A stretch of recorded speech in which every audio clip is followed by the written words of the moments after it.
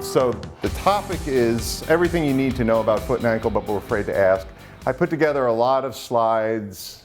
We'll try to, go through them, and if it gets too boring, we'll stop. But certainly at the end, at least a half an hour just to answer general questions, if anybody has any general questions about foot and ankle surgery, or orthopedics in general. So first of all, who am I? I'm an orthopedic surgeon that specializes in both foot and ankle surgery and trauma being fracture work. I've been practicing in the region for the past 20 years, primarily on the eastern side of the valley, Phillipsburg, Easton, Bethlehem. I go up to Broadheadsville, not too much in Allentown, but the area is close enough that it's easy to see anybody from the whole greater Lehigh Valley region. I am a board certified orthopedic surgeon. I live locally. I treat my patients like my friends and neighbors. I did play Division I college football, so like Rory just mentioned, I've had half the injuries and now I'm starting to feel them all, so I know what it's like to be a patient. So what does it take to become an orthopedic surgeon? Just quickly. 4 years of college, I went to Princeton. 4 years of medical school, which I went to Chicago. You do an orthopedic residency, 5 years of an orthopedic residency, Monmouth Medical Centers in New Jersey, where I did my residency.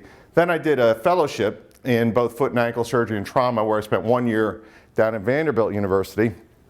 So essentially, I graduated from 26th grade before I actually had my first job. So what I want to do first at the beginning of this talk is go through some of the myths related to foot and ankle surgery. So one of the myths is that high heel shoes cause bunions. Well, bunions are not caused by shoes. If you take a look at your mom and your dad or your grandparents, that's how you'll figure out if you're going to get a bunion or not. People who have never worn shoes in their life can have bunions. Narrow pointed shoes can make bunions, however, more symptomatic. And of course, if you lived in ancient China and you bound your feet from the day you were born, then you might develop some deformities. So, picture of some of these pointy shoes, and that's actually a picture in one of those pointy shoes. So you can imagine if you have a bunion that's rubbing over here, that pointy shoe is going to make it more symptomatic. So anytime you see anybody for a question about your bunion, the first thing they're going to say is, well, do you wear a nice pointy shoe, or do you wear a little bit wider shoe that maybe will make that less symptomatic? Myth number 2, are ankle sprains worse than breaking a bone?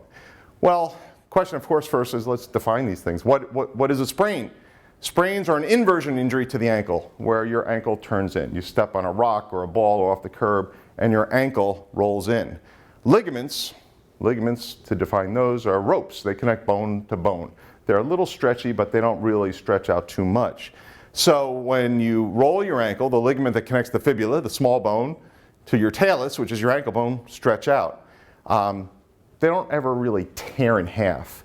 In sports injuries, you'll hear a lot about an anterior cruciate ligament or an ACL tear. In that case, that ligament does kind of tear. In ankles, these ligaments stretch out, more like plastic will stretch out. So, busy side, I'll say this in 10 seconds. We tend to grade sprains 1 through 3. 1's not so bad, 3's are bad. The recovery is a little bit worse with a more severe injury, but generally there's no prediction. Just because you have a grade 3 sprain doesn't mean you're having surgery on it. Just a little anatomic thing here. So this is looking at your ankle from the side. Your fibula is here, your heel bone's here, this is your ankle or your talus bone, and all these ligaments are the ones that can stretch out. So it's this ligament here, and this ligament here, and that one. This is the big one, this anterior talofibular, but those are the ligaments that stretch out when you roll your ankle. So how do you treat ankle sprains? Like I said, the grade doesn't really matter. We treat almost all of them, I'm going to say all of them exactly the same. RICE, which is something a lot of people know. Rest, ice, compression, elevation, that's the thing you're going to do at home. Bracing, that's something we do when you come to see us in the office. The emergency rooms are world renowned for putting those horrible air cast braces on you, those big green plastic things that don't fit in your shoe. First thing you'll get when you see me is that'll come off because they don't fit in your shoe and they're sticky and hot. We have a nice sports brace that I'll use on just about everybody. Physical therapy is the key. Mild sprains, you may not need formal physical therapy, but the majority of people, 1 or 2 visits. The bad folks, maybe a little bit more. Like I said here, 85% of even the most severe sprains do well with this sort of management. Surgery is rarely indicated, and I'm going to say, medicine we can never say never, but almost never done for an acute sprain. Fractures. All right, so ankle fractures, they can be highly variable. Bone does usually heal very well. There are some risk factors out there where you may not heal quite as well. Smokers don't do as well. Diabetic folks may not do quite as well. If you have osteoporosis, may not do quite as well. But in general, bones heal very well. So the question then is, well, is a sprain really worse than a fracture? Well, what bones are fractured? Is it a stable fracture, and does it involve the joint? Those are the three questions we ask. So this is an X-ray where this is a child, by the way, so that's why these are the growth plates we always talk about. If you ever have had a child or you got injured as a child, growth plates are natural. That's where the bones grow from. But this little wide, that hair, barely can see, it's a little bit wider over there, and then there's this little teeny chip fracture here. Those are minor fractures, right? Those are stable injuries. They're a very minor fracture. Most likely that gets a boot and you walk on it right away, and 2 or 3 weeks later you're back to normal. Well, you can go all the way to this, where this guy had a terrible fracture, involved the joint. It spiraled all the way up, 2/3 of the way up his leg, and he ended up getting a plate and a whole bunch of screws putting it together. So you can't really say, are sprains worse than fractures? Well, that one, I'll say for sure, that fracture is worse than a sprain. So in conclusion of this question, the majority of the time sprains are treated conservatively. They don't require surgery. The majority of fractures heal very well, but many require surgery. Me, in general, I think a sprain is probably less severe than any fracture. Next question. This comes up all the time, and I guarantee you somebody in this room has had heel pain, and they automatically say they have a heel spur. All right, so what's the question? I have a heel spur, or heel pain, I must have a heel spur. Well, heel pain has many different causes. The most common is plantar fasciitis. We'll talk about that real quick. That's the most common problem. Classically, pain when you wake up in the morning, feels like you're stepping on a nail, gets a little bit better as the morning goes on. Tendonitis or Achilles tendonitis, that's in the back of your heel. Now that's not usually when you first wake up in the morning. That usually gets worse with activities as the day goes on. Bursitis, that's right where your heel pad hits the ground. Less common, but that's something that's going to be there every time your heel hits the ground.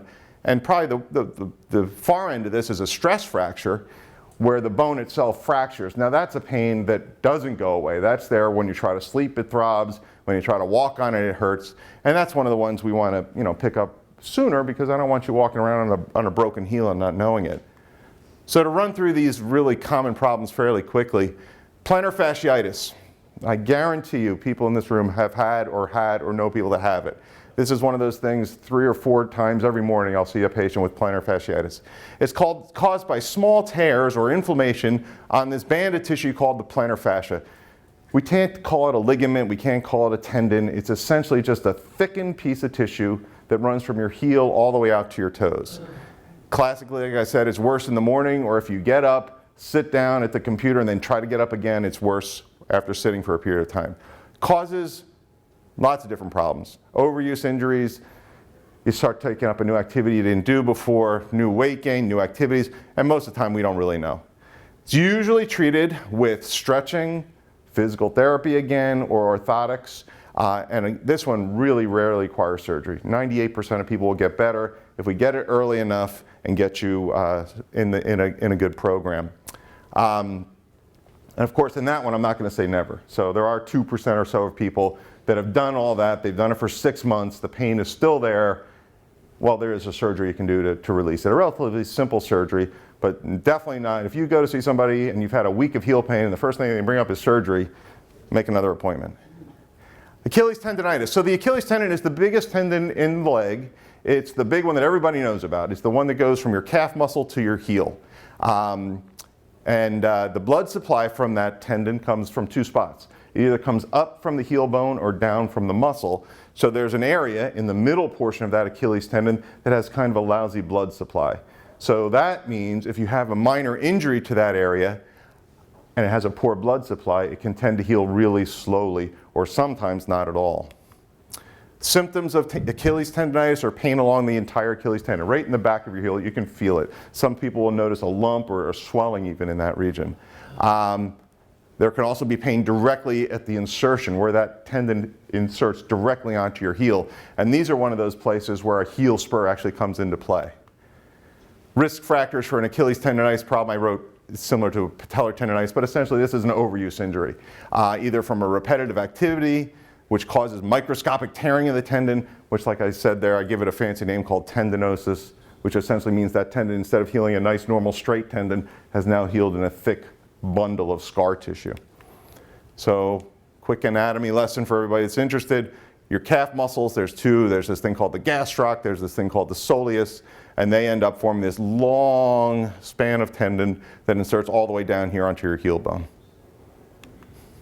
Treatment, again, most of these overuse injuries, anything with an itis is usually an overuse injury. It's treated non-operatively. Stretching, bracing, casting. I never encourage cortisone shots to this area. Cortisone is a great tool. We use it a lot in shoulders and knees and ankles, but not around tendons. And then one shot around a tendon can potentially weaken that tendon. And the Achilles is under such tension that if you weaken it just a little bit, I've seen several folks that have had one of those shots and then end up rupturing it. And when you rupture it, that's a surgery problem. So I lean you away from getting injections of steroids around tendons. Newer things that are out there, everybody, or maybe you folks have heard this term plasma-rich protein or PRP. That's a way you take your own blood, you spin it down, you get some magic little cells in there, and there's some theories out there and some science to it too. I don't want to disparage that, but some early science that may help things to heal. Operative treatment of Achilles tendonitis, again, this only occurs when conservative stuff, stretching, bracing, time doesn't work. I can mention some quick surgeries that we do for this kind of problem. This insertional, that means you have actually usually a bone spur right where the tendon is inserting onto the heel bone. In that case, you have to get that big chunk of calcium or bone spur out. In order to do that, you have to detach the Achilles, shave that thing down, reattach the Achilles. So as you can imagine, that's a fairly long recovery. So that's why we only do that if necessary. If you're this other person, this tendinosis, if you remember, that's the one that has this thickened bunch of tendon right in the middle of the tendon, that's treated differently. You have to remove that thick bunch of junky stuff. And a lot of times, in order to establish some strength back to that, we move another tendon in its place to help give you some strength there. And that, to distinguish between those two problems, that's definitely a visit, to one of us. Stress fractures, this is another problem that can occur in the foot, and I mentioned this with heel pain, but this can occur to almost any bone in the body, really, but we see it a lot in the foot. I wrote this, my concept, this paperclip concept. So what a stress fracture is, if you take a paperclip and you start bending it, it starts to get a little warm. That's this term, we call it a stress reaction. You might see something on an MRI scan where the bone's a little white. If you keep bending it, you're going to get these little microscopic fractures. Again, that doesn't show up on an X-ray. That's only going to show up on an MRI scan as well. If you keep bending it and you get a real break in it, all right, now we're finally going to see something on an X-ray. But we don't want you to get to that point. We want to see it when it hasn't gotten to the point where it's showing up on an X-ray. So a stress fracture is purely an overuse injury, and it can occur to any bone in the body. We see it in the tibia bone, the leg bone, the fibula, the little bone on the outside, and just about any bone from your heel to your toes can develop a stress fracture. The sign to that, like I said down here at the bottom, the X-rays are normal, and you may require an MRI scan. The key there is it hurts every step you take, it's throbby at nighttime, and it's just not going away, within a couple of days. Then I really think that's one you should come in and see us for. Treatment, simple, eliminate the stress. Cast, only in the really non-compliant people do we break casts out. They're not much fun. Walking boots we use a lot of. You can take it off to shower, you can take it off to sleep, but you can get around on it. Some of the newer modalities out there, bone stimulators, that's if these fractures aren't healing on their own. It's a device that sort of sends a little electric pulse to the foot. Injections, that's really getting out there. And then fracture surgery, that's for the fractures that were missed and it's been months and months and months and you really see something on an X-ray. So it's extremely rare that we ever operate on stress fractures. Getting into some other causes of foot pain, this term called Hallux rigidus or arthritis. It's when the cartilage of the big toe, name for that is your metatarsal phalangeal joint. So that's exactly, if you think of a bunion, that's right where all the motion comes through in the front of your foot. That's the joint we're talking about. So Hallux rigidus is sort of the foot and ankle way to say mild arthritis of that joint. Arthritis from neck to toes is the same thing. You lose the Teflon coating, you lose the cartilage between the bones, As that cartilage wears away, you start to form some bone spurs in the area. If the cartilage goes all the way away, that's bone-on-bone kind of arthritis. The reason we see it a lot in the big toe is because this joint, this first metatarsal phalangeal joint, takes on a tremendous amount of stress during walking, but even worse during running or jumping sports. So causes to this hallux, rigidus, or arthritis can be treated with, related to a single injury. That's what this turf toe injury is for all the football fans out there. That's the injury where one of your favorite players is running, somebody falls on their heel, their toe hyperextends, hurts a lot at the beginning, you tear the ligaments, but the real problem occurs about 15 or 20 years later when the arthritis steps in. Treatment of this hallux rigidus, are the symptoms of it, there's going to be pain at that joint, you might see swelling, x-rays might actually show some deformity or some bone spurs in that area, and you're going to have limited motion, which means the toe just doesn't move like it used to move.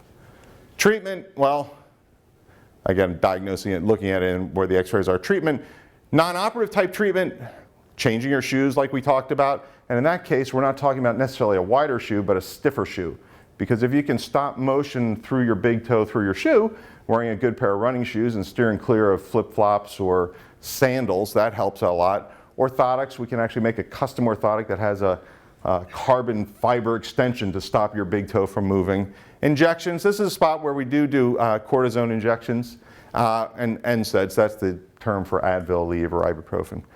Now, of course, I'm a surgeon, so there was lots of surgical treatments that we talk about for this particular problem. For mild arthritis, we do a cleanup. It's the one joint where we can actually just do a cleanup. If you have arthritis in your knee, a cleanup, shaving out bone spurs doesn't really work. But in the big toe, there is a nice surgery where we just basically remove some of these bone spurs, we clean it out, and I don't have a slide on this today, but there is a new device out there that I've been using. It's been approved for the past 5 years. I've been using it for the past 2, and it's a little, almost think of it like a little rubber bumper that you can put between the two bones that helps to give you a little bit of cushion. It helps to maintain motion, and it has some great results out there. It's not made of rubber. It's actually made of the same material that contact lenses are made out of. So it's pretty interesting. Water can kind of flow in and out of it, but it does give you a nice cushion. If anybody out here has a problem with arthritis of that big toe joint, I'd be more than happy to talk to you here after the words, or even see you in the office to see if that's something that you're a candidate for. Because the next treatment for severe arthritis of that joint is really not a joint replacement. Hip and knee folks, if anybody in here has a knee replacement, best thing in the world are hip and knee replacements. One of the worst things in the world is a joint replacement in the big toe joint. They almost universally fail. I see lots and lots of failures of them, and when they fail, it's a bigger surgery. So in general, most of us that see bad arthritis in this toe joint, what we do is fusing the two bones together, which sounds worse than it really is. Most people do extremely well if that joint is fused. You don't notice it, you don't limp. I have guys that are runners and plumbers and work on roofs that do really well. It's the best way to get rid of the pain. Next one we're going to talk about quickly is an Achilles rupture. Achilles tendon, we talked about what Achilles tendonitis is, and I'm sorry I'm bouncing around a little bit here. But when you rupture your Achilles tendon, that's usually in the athletic area, you know, between the ages of 20 and 40, although it can happen in younger, can certainly happen in older.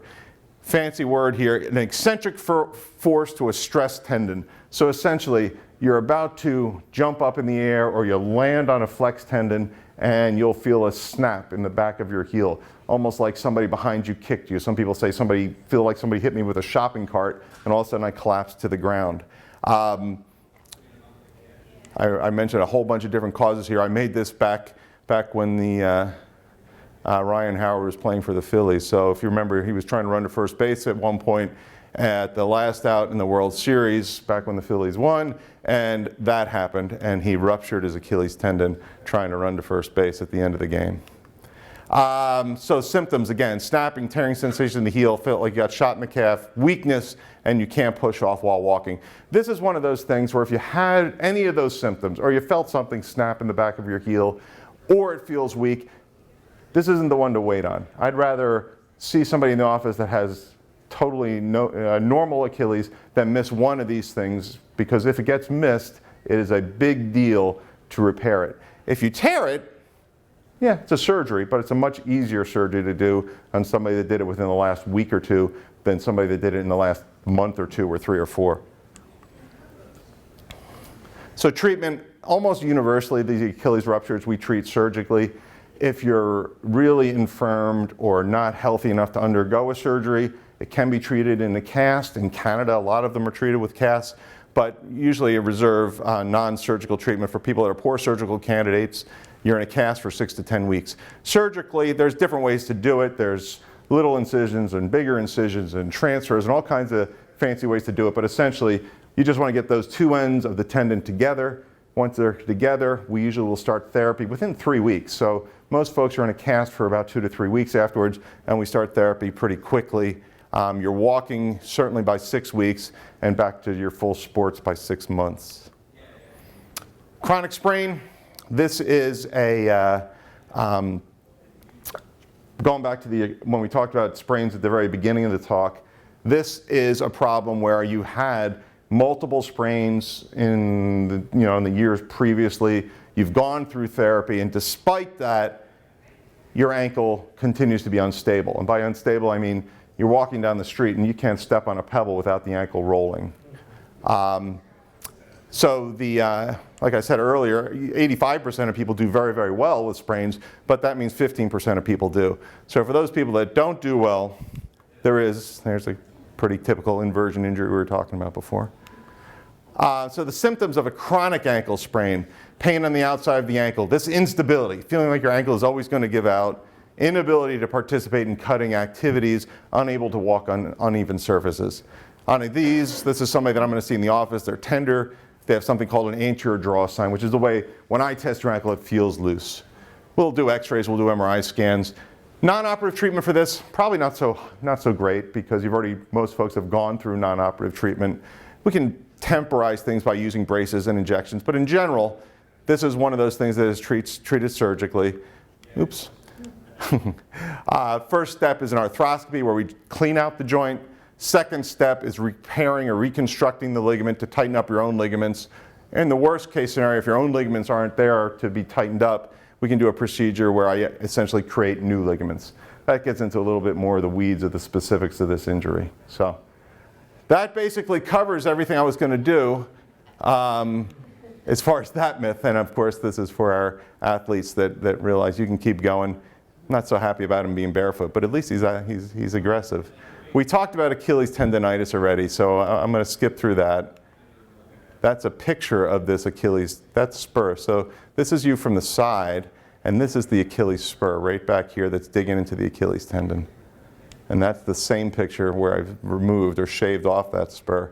And the Achilles, you can't see tendons, but the Achilles has been reattached there. Quickly, myth number 4, and probably the one that I think most people need to hear. Everybody is worried. Foot and ankle surgery hurts more than any other surgery. I'm just going to live with this. The surgery itself hurts too much.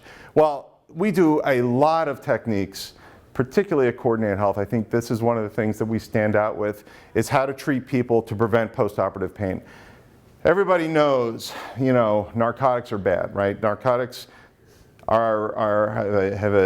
it's on the press everywhere, and I've been a huge proponent of cutting down on the use of narcotics since the day I started practicing. So I've always tried to figure out the best ways to limit the use of them. There's no reason that most people that have foot and ankle surgery are going to be, at least in my hands, taking any kind of narcotic pills for certainly not more than a week. And I hope after 3 or 4 days we have you off of it. So there's several things that we do.